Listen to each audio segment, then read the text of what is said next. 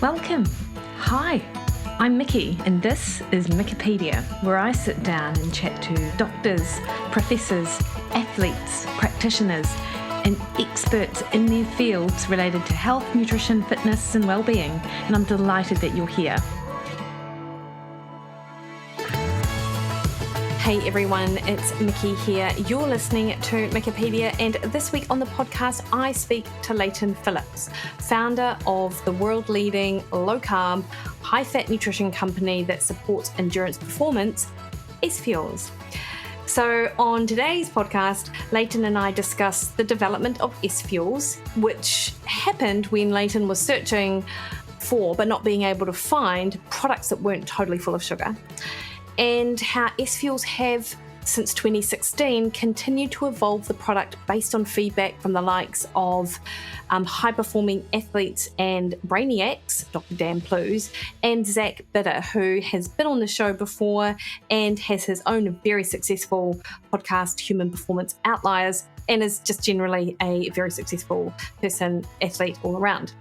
And how they've evolved the product based on feedback from these guys and more to help endurance athletes optimize their health and performance, because you can do both. Leighton and I also discuss high carb intakes recommended by other sports nutrition companies, why this isn't ideal in all scenarios, and why SFuels has adopted a fuel for the work required approach, helping athletes both upregulate fat oxidation and provide carbs when required. We also discuss the different product offerings from SFuels, and we touch on ingredients that you will see in the literature as supporting both fat oxidation and performance, and these are making their way to the SFuels range. So this is a great episode for anyone interested in sports nutrition, whether you lean the low carbohydrate route or not, actually, because you don't have to be low carb to get the benefits of products like SFuels. So, Leighton Phillips studied both naturopathy and computer science before starting SFuels in 2016, while working in Hong Kong and looking for a product to help reduce inflammation that occurred through both his training and racing, as it was hampering his recovery. And this then started SFuels, which was one energy bar and has grown into a portfolio of everyday low-carb keto food and drink products that support enhanced fat oxidation training and a product set and protocol for high-intensity interval training and racing. So there's a range of different products that SFuels has, and you will find all of these listed on the SFuels website, which is sfuelsgolonger.com, and they all support the right fuel, right time approach, matching both aerobic and anaerobic intensity. So check out the website link that I have in the show notes. Just a reminder though, the best way to support the podcast is to hit the subscribe button on your favorite podcast listening platform. That increases the visibility of the podcast out there and amongst literally thousands of other podcasts. So more people get the opportunity to learn from the guests that I have on the show, like Leighton Phillips.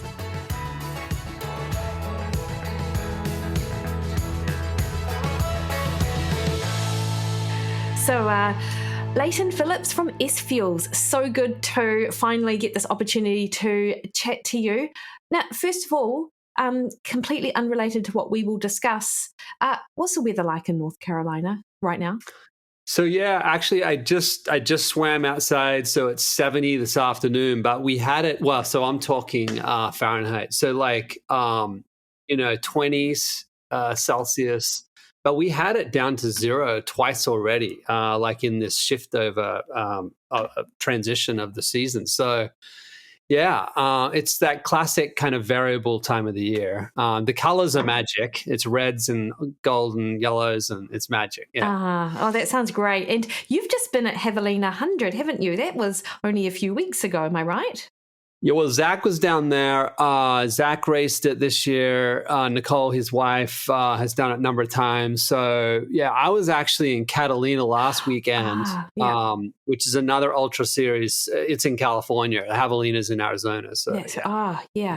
Yeah. So just part of your role, and I know that we're going to get into it, but does it sort of necessitate you traipsing around the different trail run series and supporting athletes and, of course, getting people more familiar with the SFuels brand and things like that? Yeah, Nicole, who runs the operations and general management of the business, does a lot of what you just said.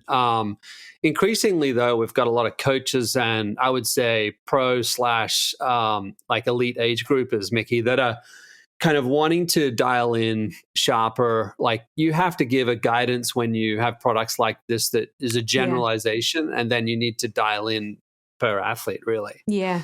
Yeah, you do. And you know what? I was reflecting on this morning, Leighton, when I was just thinking about our podcast, is that there are so many sports nutrition products out there on the market, yet I haven't seen anything close to SFuels actually over the last few years, even with you've got the hydrogels, you've got different sort of mixes, you've got I don't know if you remember Hammer Nutrition. I don't even know if they still exist, but that was almost as close to what you guys have produced, but this is still very much out, very left field of what other people would or other companies are doing. So I'm really intrigued to understand how you sort of reach the place that you have, even like sort of starting at the beginning.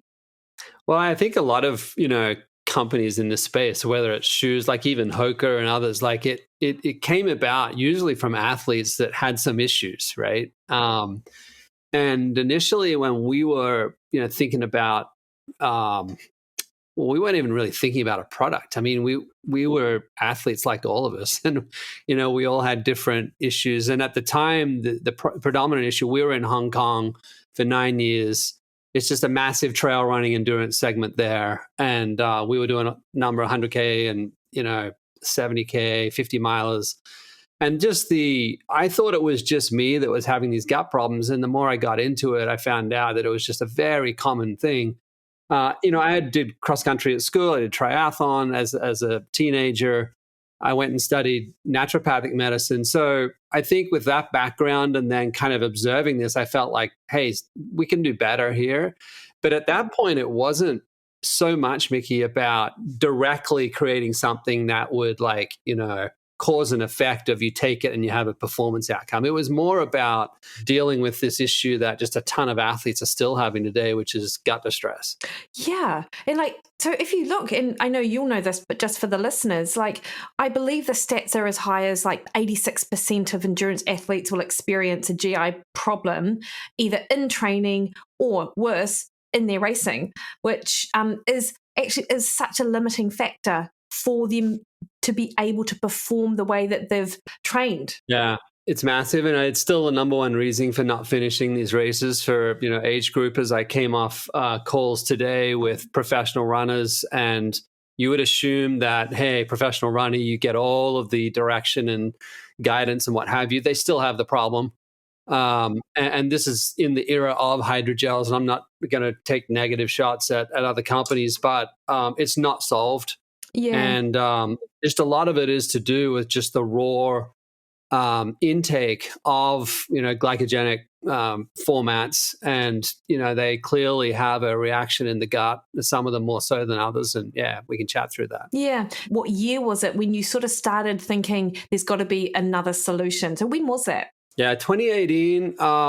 17, we were, my kids would tell you, we were literally playing around in the kitchen and with stuff and take them out on the trails. And if you want really non-sugar coated feedback, just ask your kids what they think about it. So we were playing around then, but then we worked with some labs in California on really, bench testing, lab testing, and then ultimately we worked with Dan on his campaign into the 2018 Kona Ironman. And at that point, it was kind of one of the interesting comments we got from Bob Babbitt when he first started talking to us is, why did you ever create a training product before you created a racing product? Because he's never seen a nutrition company in the sport do that in 30 years. And the reason is the whole basis of what we were creating was not really about, just on race day, calories in, calories out. We were looking at nutrition that would train the metabolism. And that's where we started. And we built that with Dan and, obviously 2018. We executed with him.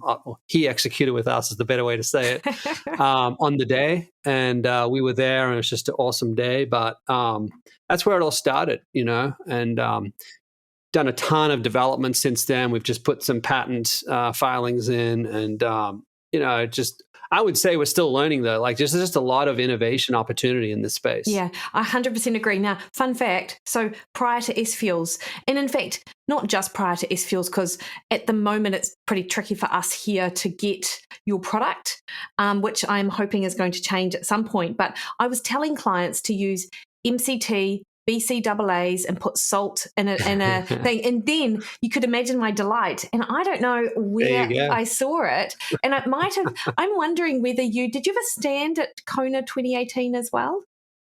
I absolutely did. Yeah, and so I came across it, and of course I knew Dan, and I knew that he was sort of playing around. I'm like, oh, okay, well there are products that do that, but. How did you come to the initial formulation? So did you come from a low-carb approach yourself, Leighton, or it wasn't about your usual diet that sort of got you thinking about this? Who were the people that you looked to in order to sort of start thinking about how to produce this product?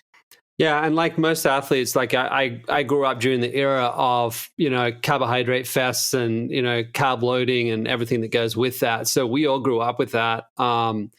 And then, my training was, more naturopathic, like holistic food based. Let me just put it that way. I did 6 years of that in Australia.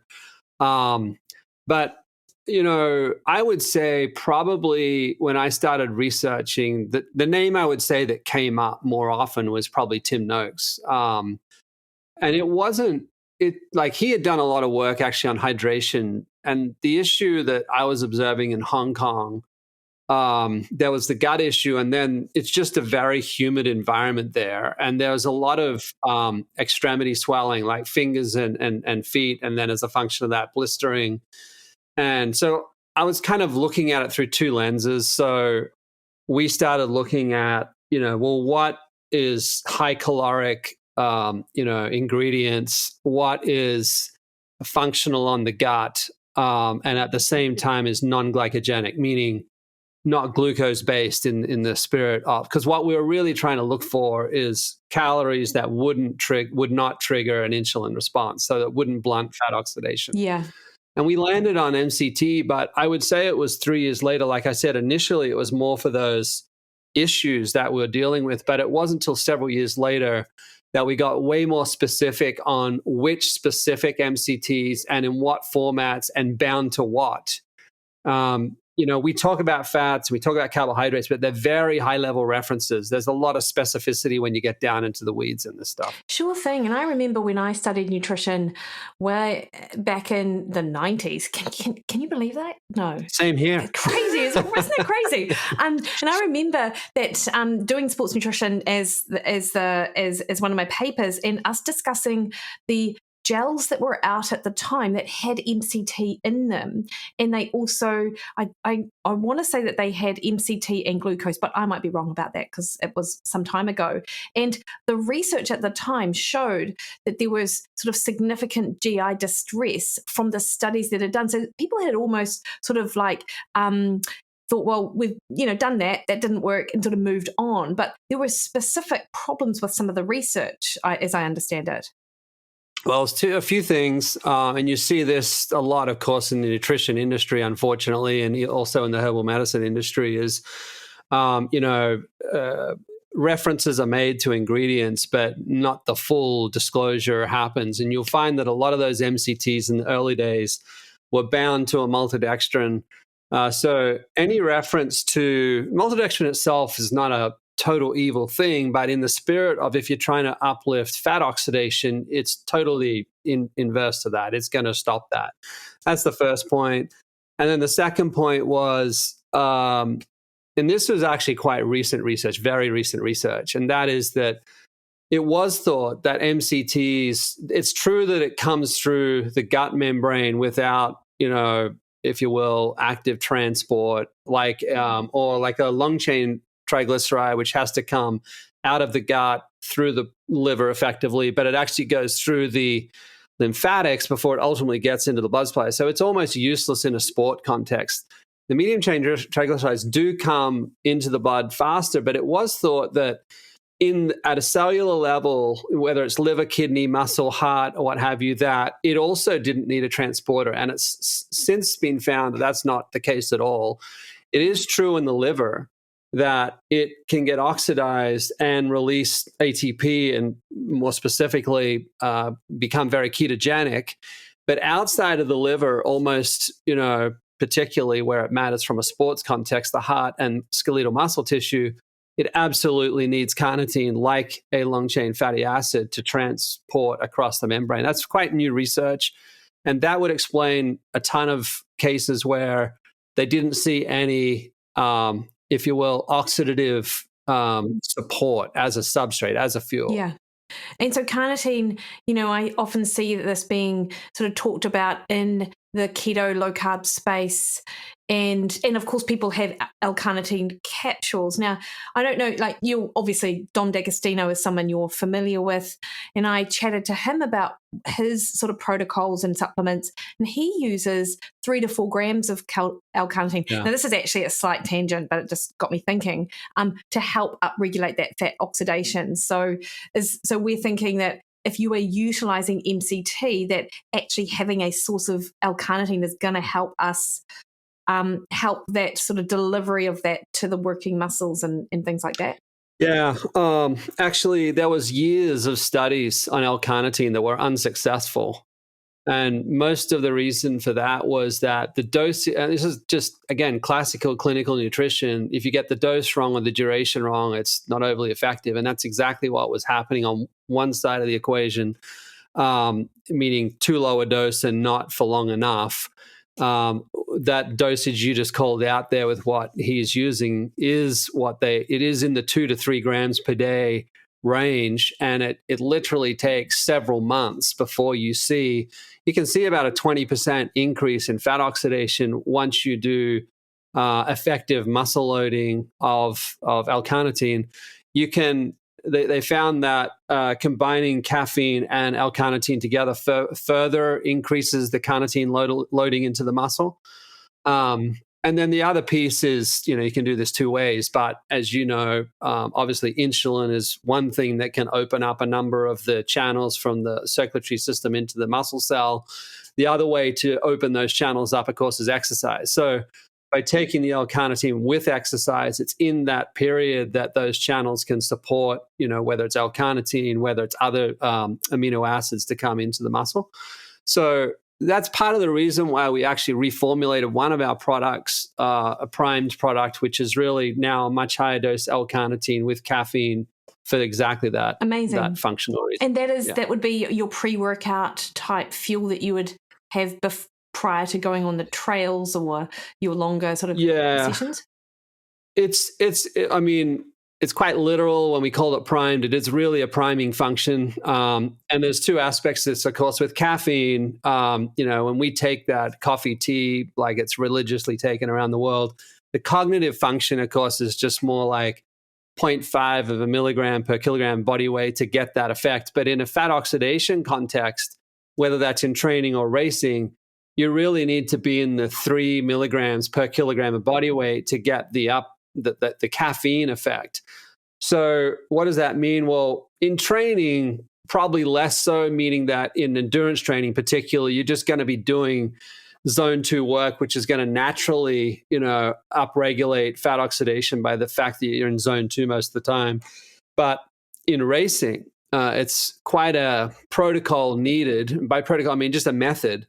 And that means the hour before the race start is to begin the caffeine loading. And really, if it's a fast marathon, meaning a professional marathon in the 2.5 hour space and less and a little more, of course, it's really in that first 30 minutes, you've got to dose high on caffeine. So the bulk of the race, you're having the benefit of that, as opposed to drip feed it in small doses right across a race. It has about a half-life of 6 hours, caffeine. So most marathons, Olympic distance triathlons, that's fine. When you start getting into 50K, 50 mile, 100 mile, and full Ironmans, you probably need to be thinking also about a second dose at that 5 to 6 hour spot in the spirit of maintaining the upregulation.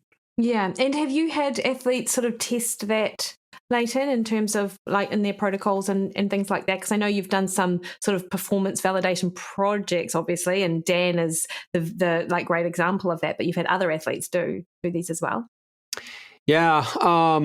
We started primed really with Hayden Wild, who's the star in your country. Yeah. He just keeps, it's like, is there nothing that Hayden can't do? Like, it's crazy. He's a superhuman, I think. Yeah. I think he's got something that a bunch of us don't have. Yeah. So we went on these, you mentioned that as performance validation projects. So we started with Dan, and then that was really to kind of validate, if you will, this concept of glycogen retention. And the way we really wanted to understand that is in the marathon part of, in his case, an Ironman, that the pace, minutes per kilometer, didn't fade off through the marathon. And you can look at his splits and see that. So that was the first test. We then went and did so COVID came along. So then the 100-mile testing we did with Zach Bitter was on the treadmill world record and then the US Nationals, which he won. And that was more to kind of validate, well, is this whole theory real, or it breaks down when you go from, say, a 4 to 8 hour race to a 12-hour plus race? And we feel like we validated that. But then back to Hayden, we went right back to the other side, if you will, of endurance sport and looked at Olympic distance, which is, generally 2 hours and less, Super League, which is even shorter, more intense duration. So what we were testing for there is two things. One is that's when we got into developing different starch formats for like 90% of VO2 max intensity type exercise. And also we started testing our caffeine there. And lastly, we were testing gastric emptying time, like speed of getting through the stomach, the stomach, basically. Yeah. And Leighton, I find it's so obviously the athletes you work with are high level elite athletes, which, as you noted with Hayden, like there is just something different about those athletes, right? And so I see, and this is related to the carbohydrate research, like there continue to come out with these studies suggesting that you can push carbohydrate as high as 120 grams an hour and get these sort of performance benefits, albeit over the short term. I see that like even in the long trials, they are like 2 to 3 hours. So you just don't know what happens beyond that. But also in the back of my mind, when I read these studies, I'm like, how applicable is this to the age grouper? Like, because so many age groupers I see, like they come to me and they're like, I'm pushing 75 to 90 grams of carbs an hour and I'm just having these gut related issues. And I'm just thinking that there is a difference between the two. So first, I would like to get your opinion on that, but equally, I'd like you to is this something that we need to be mindful of with your products because you're doing the validation on the super elite? I think there's three aspects there, Mikki. First aspect would be, and Dan has written a few papers on this more recently, and that is just, and actually he's really commentating on some of the earlier work that Jukendrup and others did, which was calling out this ceiling, if you will, for glucose of about 1 gram a minute or 60 grams an hour. Yeah. And then you can add fructose on top of that can give you an incremental on top of that again. Now, at that point, it's really a ceiling. So I think you got to delineate between, training gut transition, meaning absorption, but the oxidation side is really quite a capped amount per hour. So this taking of 100, 120 grams an hour, it just doesn't make sense at that level. Now let's assume just for a second though that some superhuman athlete, and maybe it exists, they can do all of that. Well, the flip side of all of that, of course, though, is that remember that every time you increase sugar intake, you're increasing the oxidation of that, and one of the metabolites, of course, of sugar and glucose is lactate. So you can see this in charts. I could show you the charts where you see an athlete who is highly glucose dependent or carbohydrate dependent. And you see this rapid crash, if you will, of use of fat as fuel as the intensity ramps, rapid rise of carbohydrate. again, that would be fine if it's a 2-hour race. But you get into a 3-4 hour race where you've exhausted liver and muscle glycogen. Well, now it comes down to your ability to take all that in. Well, let's say you could take it in. Well, now you got to look at what happens to lactate. And you'll see on those same athletes, the lactate will just dramatically go up. So in those athletes, their performance is not an outcome so much of running out of fuel. Their performance degradation is a function of the lactate they're producing. Now, lactate itself is a substrate, is a fuel, but that itself needs training. And the training of that happens in aerobic. So there's two aspects here. There is the buffering of lactate, which absolutely happens at high intensity training, but the transport and shuttling from high twitch fibers, slow twitch fibers, or type 1, type 2, that training, efficiency of that happens in aerobic zone 2 work, and it gets blunted with the likes of fructose and glucose. So let's say even if that could happen, then you get into the gut issue, which it's very debatable looking at the research whether they actually are training the gut. It's you could squint and maybe get to that conclusion. And then the last thing I would say is in I think it was March, probably one of the most esteemed group of researchers I've seen came together on a study. Dom was part of that study. Tim Noakes was part of that study. They looked at a full crossover blind study where they had, in fact, these were middle-aged 800-meter runners, and they switched them from a high carbohydrate to a lower carbohydrate test. And, aside from the fact that, which was a really interesting finding, that they were still burning 80%, they were still burning over a gram of fat at 80% of their VO2 max, it's not classic textbook understanding. But what they did when they did the crossover, those athletes that moved from that low carb to high carb, 30% of them in 4 weeks, they were all running 24/7 CGMs on their arm, like continuous glucose monitors. And they were 30% of them had all the signs of prediabetes in 4 weeks. Yeah, and I in fact talked to Philip Prinz, who was one of the authors of that study. He was one of the lead authors. Yeah, and I think that's something which is not. I mean, 30%. People might go, well, only 30%, but if you're a coach and you've got 36 athletes, that's like 12 of them sort of in that sort of camp, right? Like that's a significant a number of athletes. I mean, if a coach understands this, there's kind of a level of accountability that should happen on if you're driving people to that outcome, right? So it's a good question: who's accountable for that? Yeah, but then Leighton, on the other hand, though, do you what are your comments on the applicability of the products for the age group or athlete, for your products? So that second part of that question.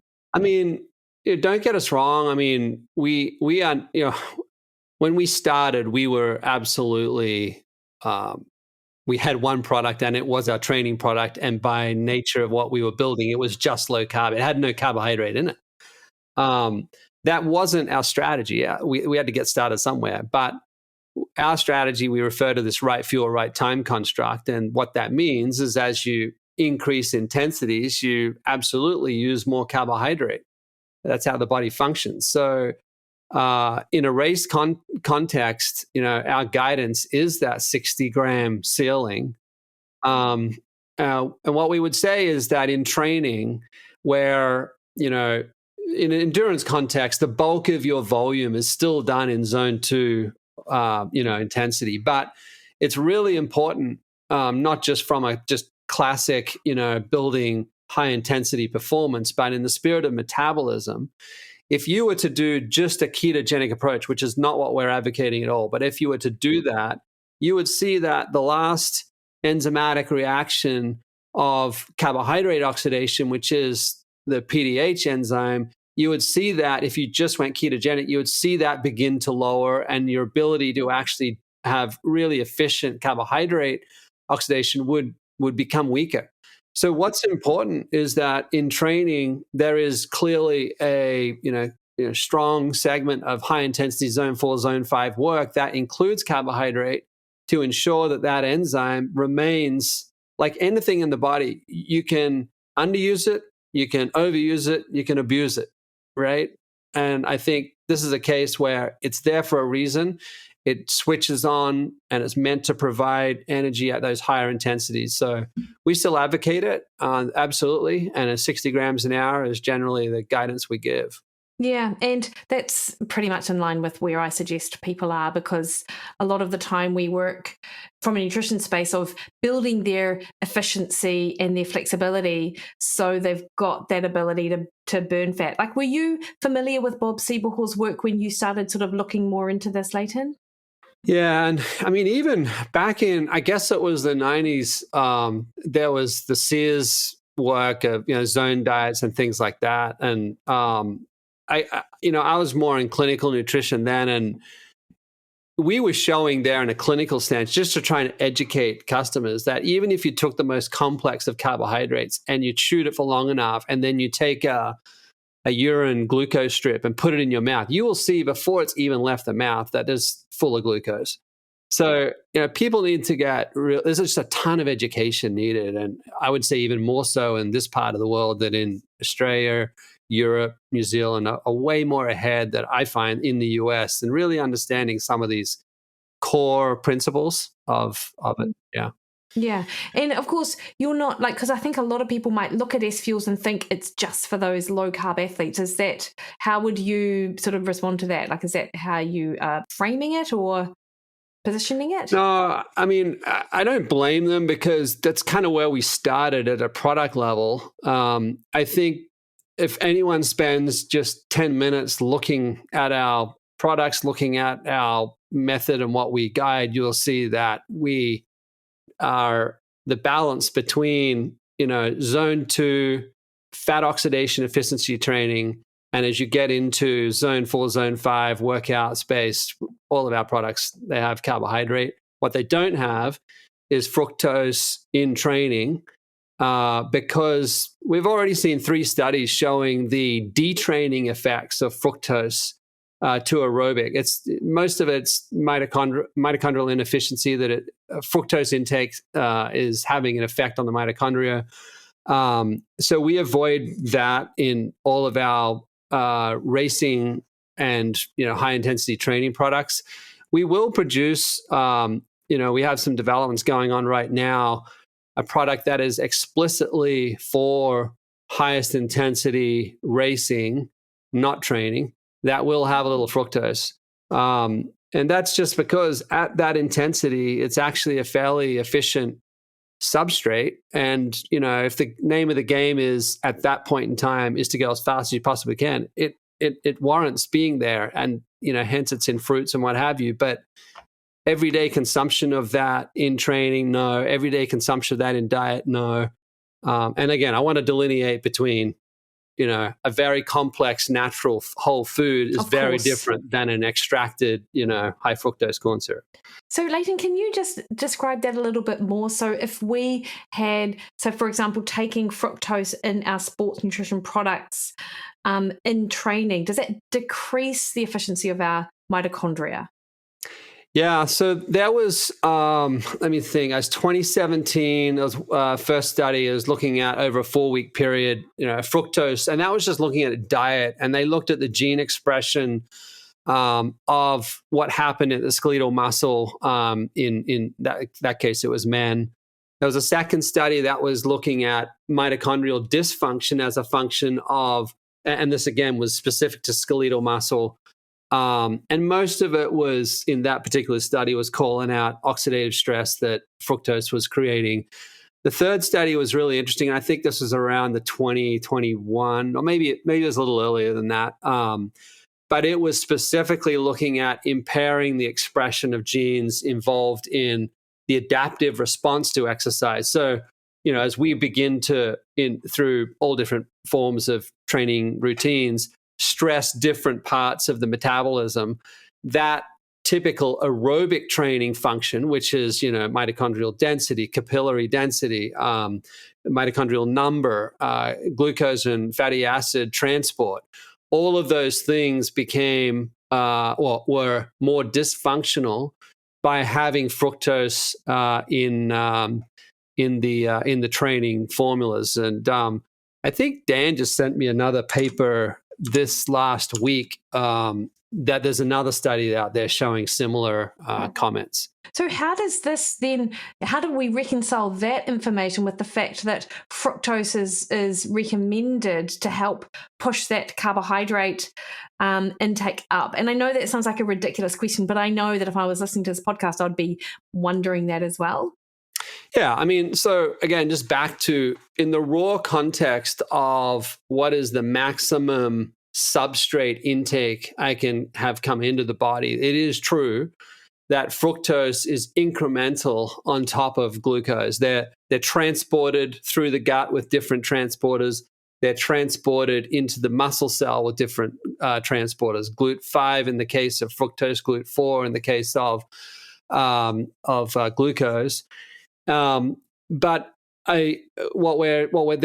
that's true. But then you've got to look at there's metabolites that come out of the oxidation of these different substances. And those metabolites all have implications. They can have sensing functions. They can sense the body to do different things. They can be oxidative in the term of stress, etc. And that's usually what's like, blind eye given to that side of the equation. But increasingly, we're finding that, again, look, Mikki, I think if it was a function where you took it as a whole food and you took it in a smaller dose, you probably wouldn't see any of this. But to your point, when you start talking 100 grams an hour, like this is medicine. This is yeah, because that's a thing, right? It's a dosing thing. As much as anything. I had a discussion today with a pro athlete, and there's a really fair question that the coach gave me. He said, well, wouldn't you just see these upregulations of fat oxidation just by training alone? And the answer is you do see it, absolutely.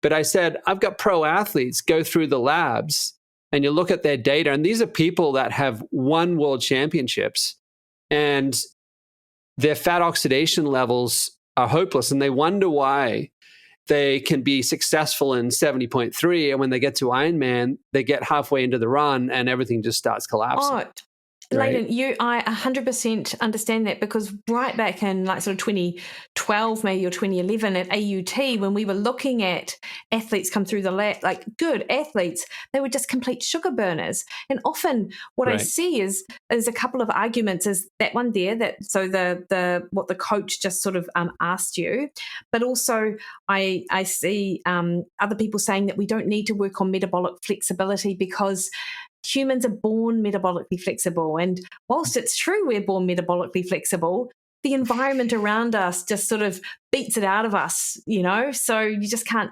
rely on that. And if you're right, if anyone has issues with sort of going the distance, then fat oxidation and efficiency and flexibility is where I always sort of have my mind at. Yeah, it's highly trainable, Mikki. Like there was a study, I think 2017 also, where Franzen looked at, if you will, the most determinant factors of performance outcomes in Ironman, and fat oxidation, VO2 max were the two most determinant factors of performance outcomes. And then there was another study which, since that 2017 period, I just think there's been a lot of technology advancement on testing, metabolic testing, particularly in metabolomics, where they're looking at not just in a lab, but they take effectively the lab onto the race field. And they did this study this year in August. The study was published, and it was on one of the UCI cycling teams that was in the middle of the Grand Tour that all the testing happened.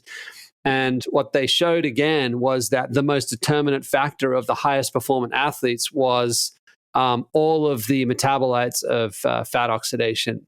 And it's a fascinating study because it's not artificial lab. Like it's a 7-day race, 100 to 200 kilometers a day, a lot of elevation change, and where the athlete shined was when the intensity got the most, not because they were able to crunch more carb or fat at that time, but they had preserved glycogen and had produced least lactate. So when it come to the most intense time of the race, they could punch through that. right? It's really interesting. Yeah, so I totally agree. It's fascinating. And what I find quite exciting is, Leighton, you come from that trail running background, right? And as you were mentioning, living in Hong Kong, it was like a mecca, which, by the way, I wasn't aware of just because I wouldn't know stuff like that, but this makes me excited for Hong Kong.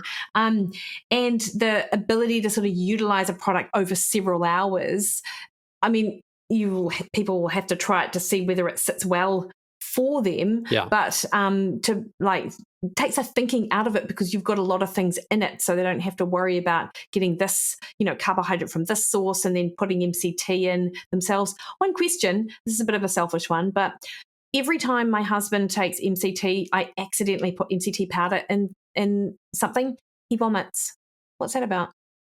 I don't know. I mean, there is, it's a nut, remember. Coconut is a nut, and there is absolutely a percentage of the population that have a reaction, of course, to, nuts, period. And I was surprised that, because I not that I had a long time in clinical practice, but I had a few years, but I'd never put two and two together to think of coconut as a nut in the same way of peanuts and other classic allergens.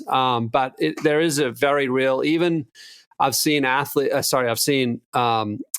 just people have reactions to the coconut oil, and in a skin reaction, not topical, but as they ingest it, they come out in a rash. So look, pretty much anything that people take, there's potentially a percentage of the population that will have a reaction. But I would say, though, that, like I said earlier, it's worthwhile double clicking on, if it's a powder, what they bound it to. And there's cheap sugars and maltodextrins that you can find coconut. And actually, as you were talking, I was thinking about that, because he usually does a bulletproof with coconut oil, no problem, so I'm actually thinking that it's the powder, and it's the Quest powder. So, I mean, who knows what they put in. No, Quest is bound to maltodextrin. Of course it is. Of course it is. And then the other thing, just on the MCT, it's fairly interesting, because we didn't know this until we got into the lab work of developing the product. Is like, again, MCT is quite a high level reference to fat. There is multiple of them. Some of those are useless in the context of there's no oxidation in both heart and skeletal tissue. Like, for example, C6, where there's 6 carbons in that MCT, particular fatty acid, there is no oxidation of that on heart and muscle. And then if you go up to 12 and 14, well, then you start to have membrane transport challenge. It doesn't move through the membrane so efficiently.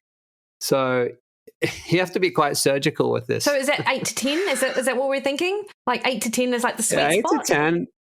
It is. And even those two, like 8, the metabolomic signatures show that very strong. Like, what's really interesting is that, have you ever thought, how come the heart, when you train really hard and go into, say, zone 4, zone 5, how come you don't get like lactic acid burn in the heart?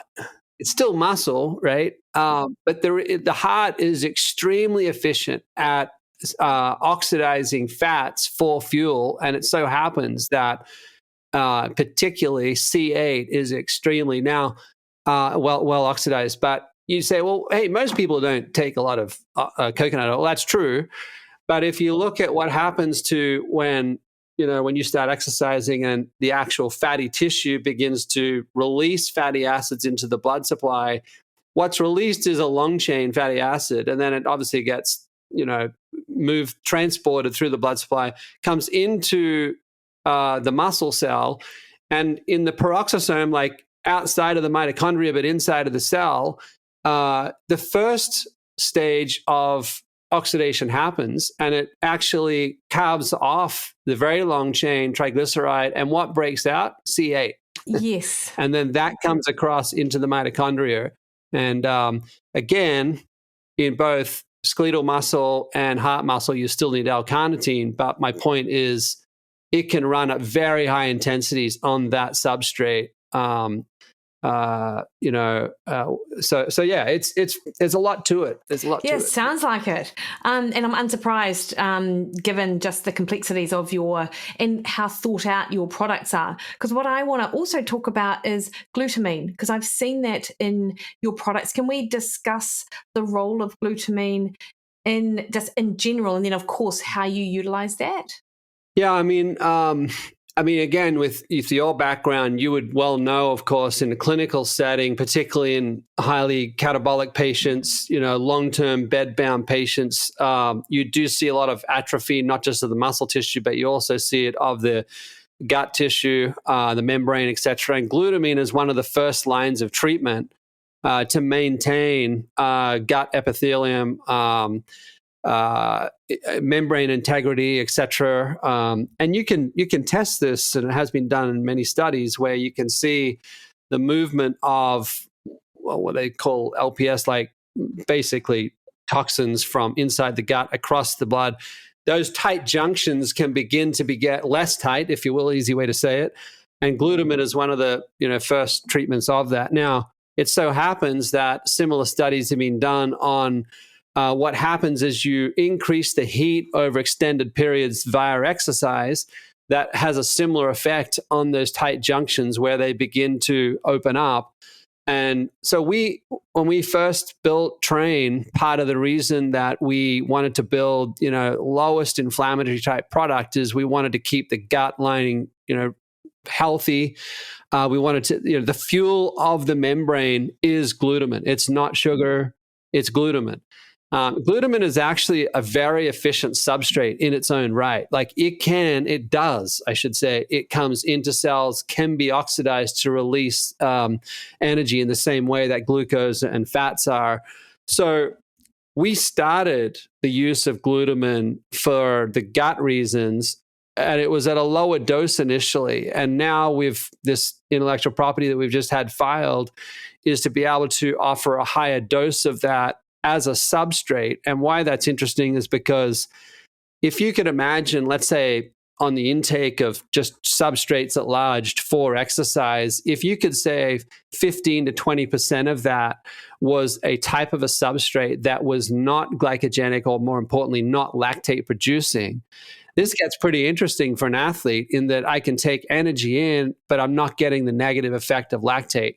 Glutamine and MCTs could give us that. So we've been doing a lot of development around those areas. That's awesome. And do you think, Leighton, is it too much of a stretch to expect that taking glutamine during training will have favorable gut-related or favorable gut outcomes as well? Or is that a little bit of a stretch? Yeah, in a true clinical setting, if you had a real gut issue, the type of dosage you would need for that is much higher again. So we're not trying to be a clinical treatment. What I would say is our revival product, like our recovery product, where we go into, really quite more classical clinical dosage levels, absolutely could be used for that. Our rationale for using that is more associated with muscle tissue. I mean, the muscle itself is the producer and the storage pool of glutamine in the body, and it is a pool. And catabolic things, whether that's extreme exercise or disease, will draw on that pool, and it gets drawn out of the muscle, and it feeds the gut first and foremost. But what we've seen in a number of these studies is the reference to, classic muscle tissue breakdown from exercise, like, creatine kinase, some of the inflammatory mediators like the interleukins, etc., that glutamine will have a reductionary effect on those inflammatory mediators. And we tell a lot of customers that are looking at our recovery product to say, hey, go and trial your classic high-intensity track workout that you typically have delayed onset muscle soreness on. Try this and report back to us how the DOMS was different, right, with this. And, we just show like how dependent and, how you can offset a lot of that inflammation through glutamine. So That's kind of like how we're using it. But as I said, we've been working on some IP that will have glutamine as a substrate in a more highly concentrated form in our training and racing products in the future. Yeah, that is awesome. And then one of the last sort of key things that I want to touch on or chat about is, of course, the inclusion of ketones in your products, particularly in light of, the more recent research showing its role with cognitive function sort of later on in exercise. So how do you guys use it? Yeah, I mean, Dan and I talked a lot about this before we developed let me say it this way, before we thought about where we would use ketones, if at all. And I would say even Dan's still in the spot of like the clarity around its direct response to performance. It's like if you can have athletes that have taken it and perform well, is that an association or a direct, causation? Good question. It's hard. Like there's even studies this last year that came out that suggested in the cycling context that there was a reduction in performance, 2 to 4%. But what is probably far more studied and consistent in terms of data and research is around its role in recovery. And the earlier studies that were done on this, and this is quite some time ago, Mikki, it's not that recent, was showing that some of the biomarkers, again, of muscle tissue breakdown, specifically what was happening, they found that L-leucine was being effectively catabolized, like broken down in endurance sport. And they saw this in the blood plasma. And then they dosed with ketones, BHB, and they saw that L-leucine level was being reduced. And all that was suggesting was that, after, fats and after carbohydrate, rather than starting to chip away at the muscle tissue itself, by dosing with ketones, it would not, use the L-leucine or the muscle tissue, wouldn't break that down. So we've put it into the product more in the spirit of muscle tissue recovery. And, I'll be very transparent with you. It's probably one of our number one selling products. Yeah, for sure. And I think it's probably, you're so innovative with your products, Leighton. I don't doubt that the more that research might come to light in terms of the efficacy of them for that cognitive function during an event, I'm sure that there may well be a further development. Yeah, there's the jury's still out on that one for sure. There's more to come. Yeah, for sure. So, Leighton, why can't we get these in New Zealand? I mean, what's the story? Talk to me. I'm intrigued with that because Fuel Me, and I'm giving them an ad here, they supply it in New Zealand. And then I know there's a lot of customers that use Fast Gear out of Sydney and Melbourne. Okay, it's good to know. And then we have some customers that just bring it in right from the US. But Fuel Me right there in New Zealand is pulling our products into New Zealand. I mean, let us know if the full spread's not there. We'll work on it. Oh, no, that'll be my ignorance, actually, because normally what I do is I text Dan. I'm like, Dan, where do I find SFuels? And he's like, nah. So maybe you need to. No, they're there. Amazing. So we're still new and our distribution is still forming for sure. Yeah, for sure. Are there any other like products on the market that you are aware of? Like there probably will be, but I just haven't seen anything. Yeah, I mean, honestly, the company, I full credit to them that got started probably 5 years before we did was UCAN. Of course.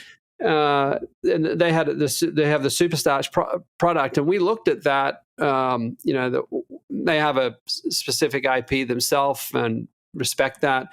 Our kind of concern or problem with that model is that if you look at the positioning of that, and what they show is that it has a more classic bell curve, slow moving starch across the gut barrier, and as a function of that, a less blood glucose and insulinogenic response. But when you need carbohydrate in high intensity, you're not after a bell curve. You want it yesterday, right? conversely, if you're in zone 2, you don't need it. Yeah. You're burning fat. So I just functionally felt like the product doesn't really line up in my mind to textbook physiology, which suggests that in low intensity zone 2, we should be trying to build aerobic. And by aerobic, that means with oxygen and with, mostly with fat. And as you get into high intensity, the body naturally is set up for more glycogenic, substrate use, oxidation. So I just struggle with, and that, when we tried it personally before we thought about creating SFuels, but when we tried it, people can just go and look online on social on what the reaction is to the texture.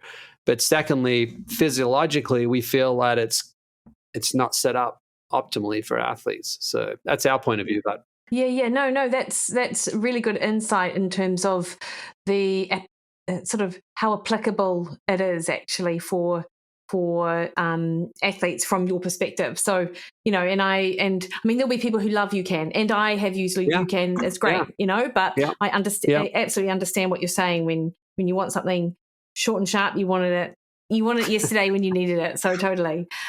What I love, Leighton, is that you guys have set up more than just, you're not just selling products, you're educating at the same time, like the blogs, the videos.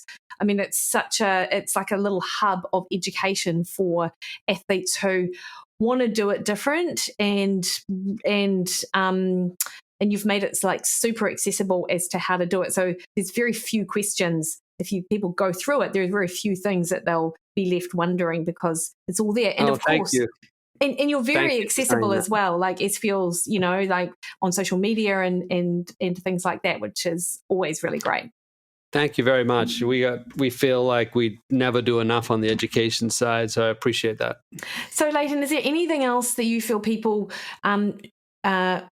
need to know, or questions? How do they sort of find out more about how they use them in their training and things like that?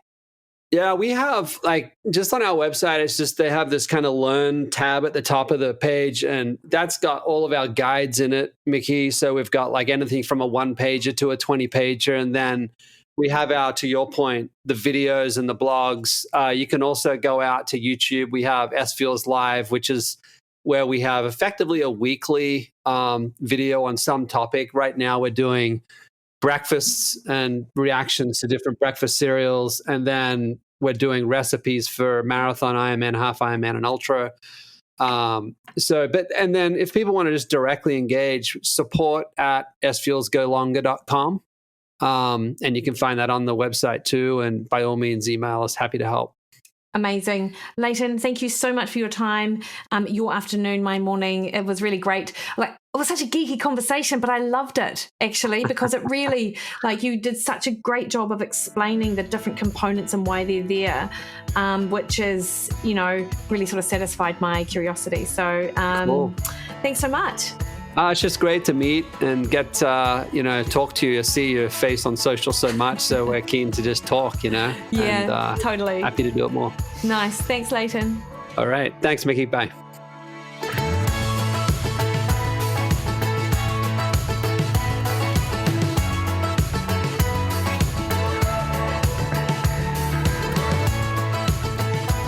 Alrighty, hopefully you enjoyed that conversation. I really did, and I love hearing how innovative companies are at bringing to the forefront the latest research and the latest design in their sports nutrition products.